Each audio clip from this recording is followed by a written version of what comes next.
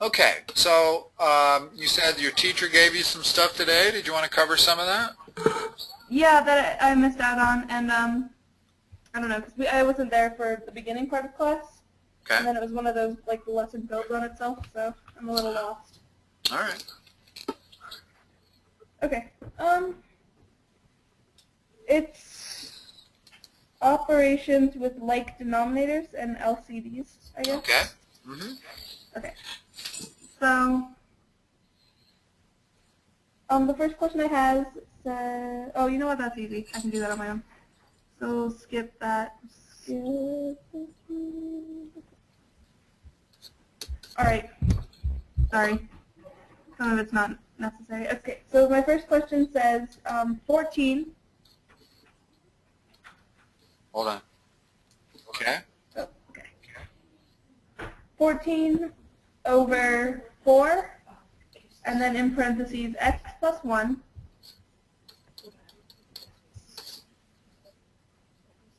No, like next to the 4, sorry. In the denominator, okay? Yeah, in the denominator. Okay. And then separate from that, 7 over 4x. And it wants to find the least common denominator. Okay. Let's start with an easy one. Let's start with this. I wanted to add those two fractions together. I have to find a least common denominator. What is it? X? It's always the product. Well, I shouldn't say that. A common denominator is always the product. It's not necessarily the least common denominator. But when you're dealing with variables, you take the best you can get. And the best you can get here is this common denominator. So each fraction is going to have this denominator. So this fraction here has what as a numerator? 1? No, it's got to equal this. Whatever we put has to equal that. If you take this and divide it into your common denominator, what do you get? Get, What do you is? need an X? Yes. And then we multiply x times 1, that's the top term. Notice that what I have circled, both of them are the same thing. Haven't changed anything. 1 over x plus 1 is the same as x over x times x plus 1. The x's would cancel, and I would have 1 if I wanted to simplify that. All right. Over here, what is the numerator going to be? It's going to be x plus 1. Exactly. In other words, this expression is the same as that. The advantage is now we have two fractions with a common denominator. So I can act on just the numerator. So what is the sum of these two things? 2x plus 1. In top, in the bottom, it's just our common denominator. So there's your answer to this problem. Now let's look at the one you presented. 14 over 4x plus... the least common denominator. Right. Well, notice that we don't have to multiply all of that times all of that to get the least common denominator. The fact that I have a 4 in front here and a 4 in front there means that I just need a 4 in my least common denominator. And then this. In other words, I didn't have to multiply all of that times that. But I did have to multiply the variables part together. And 4 was a common denominator all along. Okay.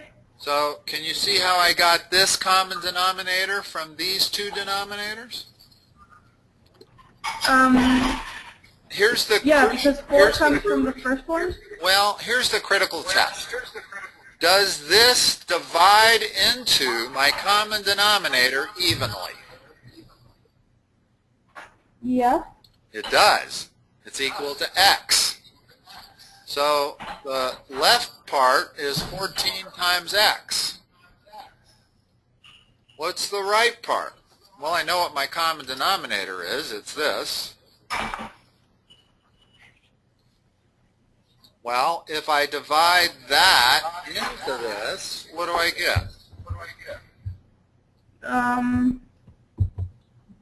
You get x plus 1. 7. I have to multiply it by the 7. In other words, once again, this is equal to that. And this is exactly equal to that. The difference is that now they both have the same common denominator. So I can do anything I want. I could add it, I could subtract it, but I have common denominator, so I can operate on it.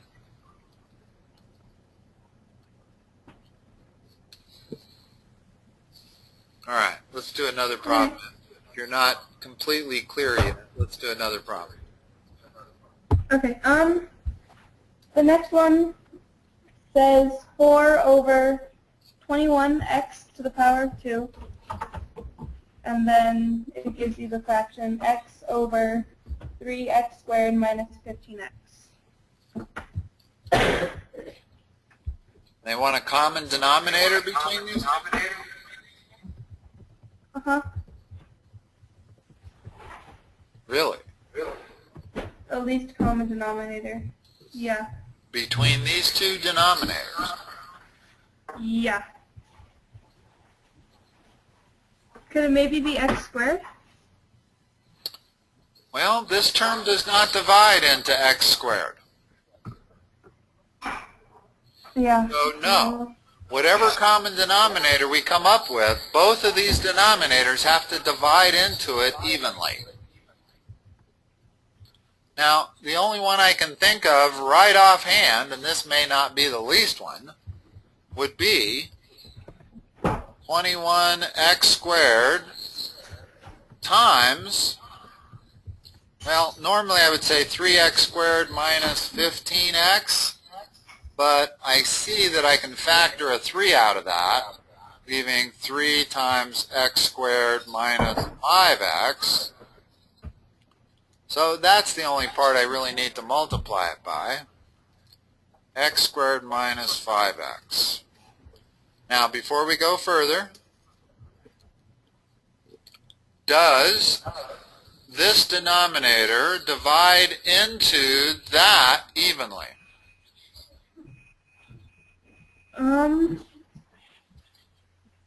Well. Yes. Yeah? Sure. If I'm dividing this by 21x squared, these would cancel and I'm left with this. So the answer is yes, it does divide. So this is a denominator, a common denominator for this fraction. Now, is it a common denominator for this fraction? Well, what did I say this actually was? This was actually 3 times x squared minus 5x. So the question is, does this divide evenly into that? Okay. It does, right? Yeah, it does. Okay. So, that means we found a good common denominator. alright, I'm just wondering, where does the... Okay. Now, I think I get it. let's say we're adding these. What goes over here?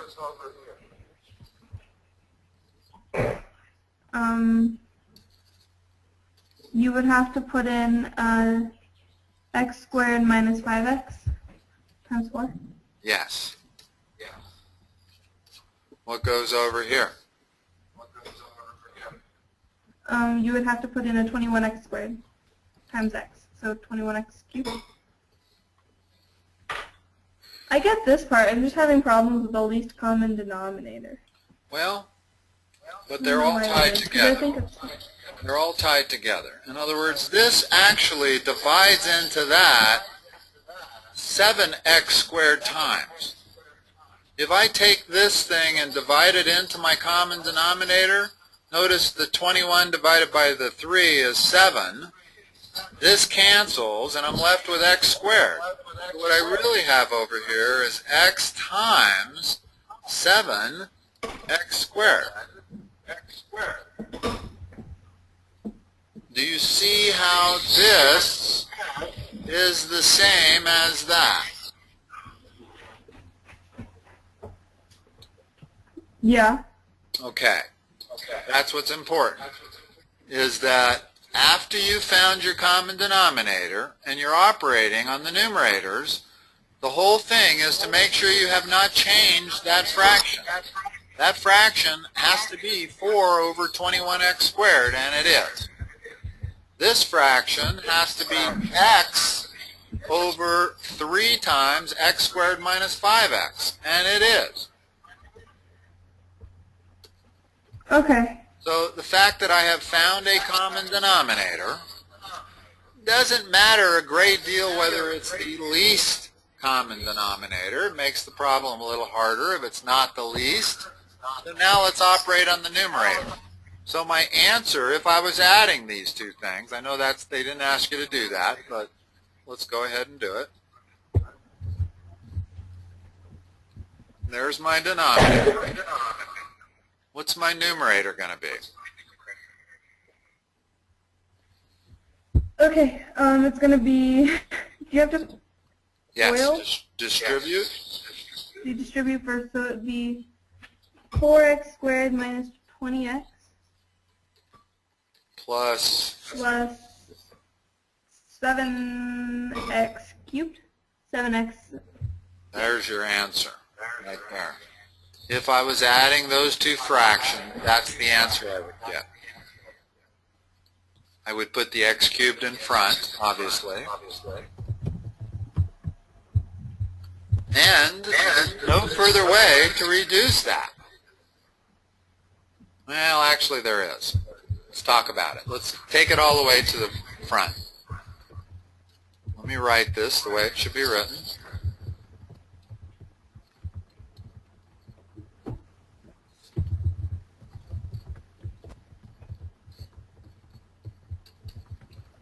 I can simplify it.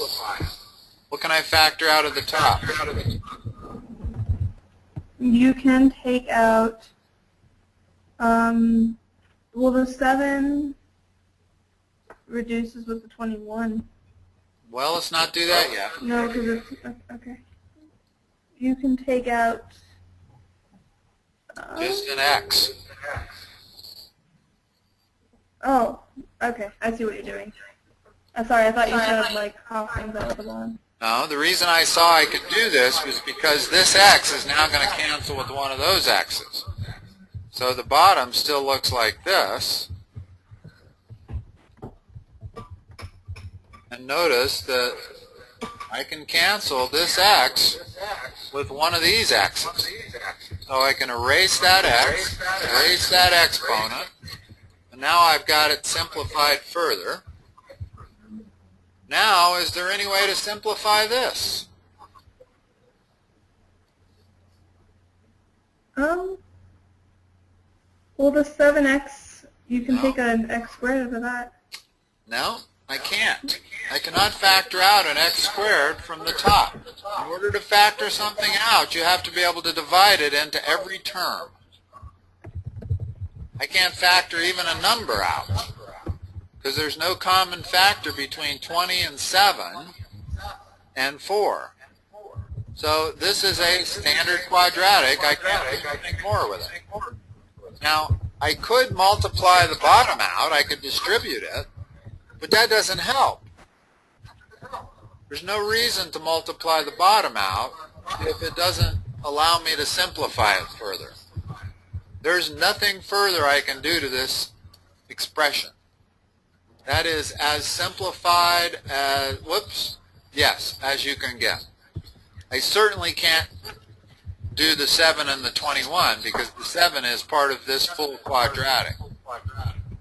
So you can't factor out just a piece of it, the 7 part.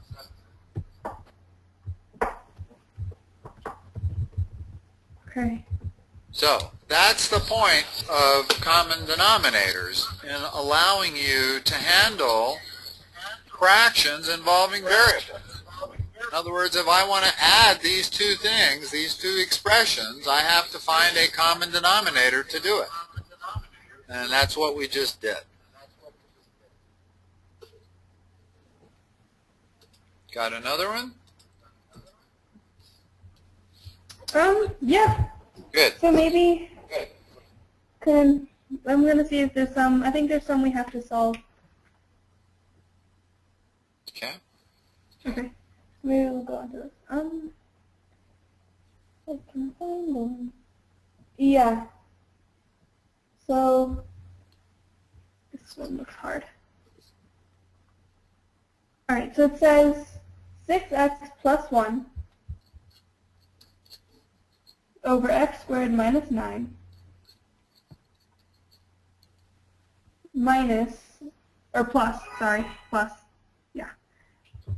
plus 4 over x minus 3.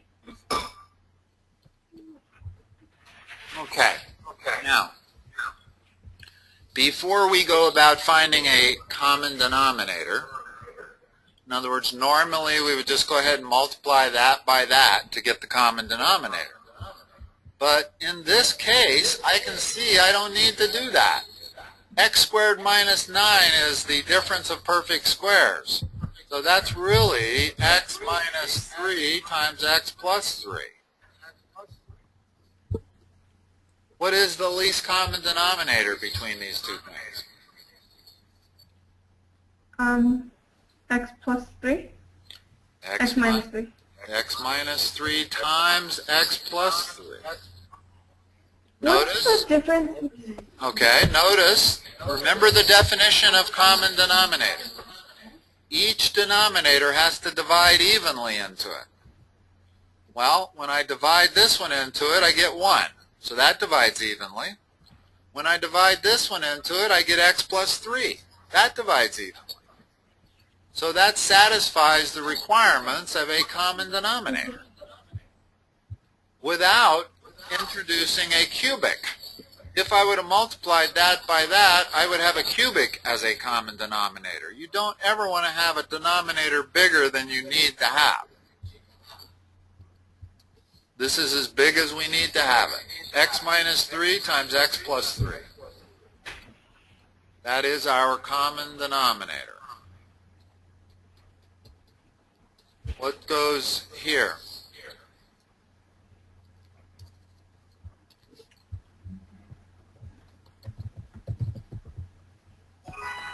So you would have to put in, up there, you have to put, a 6x plus 1 stays because you have everything else in the bottom. What goes and there? And over there, you have to put 4 times x plus 3. Good, very good. Now, I'm going to change this problem just slightly to illustrate a very important thing that is probably the most made mistake there is. I'm going to make this a subtraction problem. Okay? Same problem. We still have to find a common denominator. Only now it's subtraction. The biggest mistake people make is not putting parentheses around the quantity on the right side. I need to put parentheses around that. 4x plus 12. Notice that if I don't put the parentheses, I'm going to get the sign on the 12 wrong. Okay. This comes out minus 12. If I left the parentheses off there, it would come out plus 12. So those parentheses are vital, even though they were not there in the first place. I never had parentheses around that 4. So you frequently have to add the parentheses completely out of nowhere to make sure you get the sign on the number correct. Now, when I operate here and remove these parentheses, I've got 2x minus 12 plus 1 is minus 11. That's my numerator. This is still my denominator. There's my answer. You can do nothing more with it. I can't factor out anything from the top. Can't do anything more on the bottom. There are no more common factors. I can't do anything more with it. All right. Okay. All right. Let me give you. All right. Let me give you one.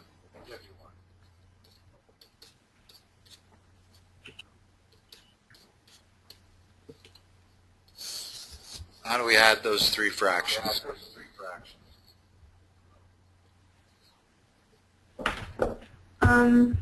Do we have to find a common base for them first? A Common denominator. Multiplier. Let's try to find a common least denominator. First of all, we need a common denominator. Like I said, it doesn't matter terribly if it's least or not. The only difference between a least common denominator and a common denominator is if it's not least, it'll be harder arithmetic. It'll give you the same answer. I'm absolutely guaranteed to get a common denominator if I multiply these 3 numbers by one another. There is guaranteed to be a common denominator.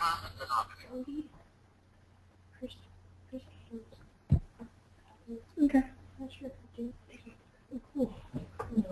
What's the numerator here? You have to put in 21. Good. Would it be? What's the numerator here? So then you'd have to put in 15. And the numerator here? 50 or 35. All right. So notice that now I just add numerators. I get 50, 71. So I get 71 over 105. That's probably reduced already. I don't see anything I can divide into top and bottom. So that illustrates the same exact principle as the problems you gave me today. Only instead of variables, I put numbers in. But with variables, you have to just multiply that times that times that, usually, to get the common denominator. Unless it was a situation like this last problem, where we already had a common denominator. In other words, when I looked at that, I didn't need to go finding a common denominator. I already have one, right there. As long as both denominators divide into that evenly, I've got a common denominator. In the same way that if I want to add 1/6 and 3/6, 1/2 and 3/6, I don't have to multiply 2 times 6 to get a common denominator. I've got a common denominator, 6. Both terms divide into 6 perfectly. So my common denominator is 6, and I just turn this into a 3/6 to add those 2 numbers. All right. Okay. That take care of you for tonight? Yeah, thank you. You're welcome. I will talk to you Monday. All right, bye. Have a good week. All right, Sarah, you too. Bye-bye.